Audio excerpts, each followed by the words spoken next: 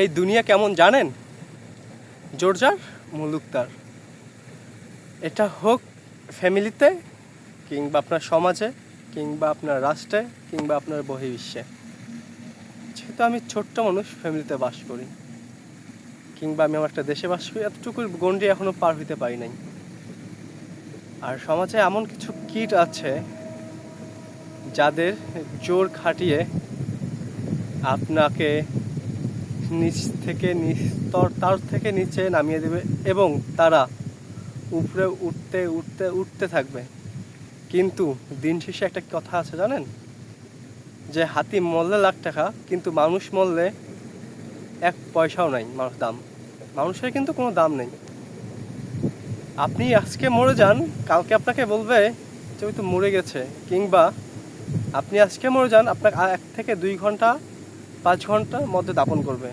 আপনি মরার সাথে সাথে আপনার ফ্যামিলির লোক বলবে ওকে দেখে আমার ভয় করছে। অথচ একটা ভাঙা ফ্যান বলেন, সেটা আমরা ভাঙাড়িকে দিয়ে টাকা নেই।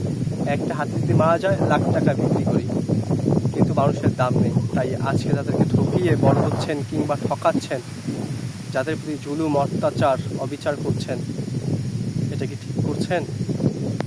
দুনিয়া ক্ষণস্থায়ী, তাই সময় থাকতে ভালো হয়ে যান এবং সতর্ক চলেন। মানুষকে কষ্ট দিচ্ছেন, ভাবছেন তাদের কষ্ট হয় না, তবে জুলুমকারীর শাস্তি আল্লাহ তাআলা নিজেই দিবেন।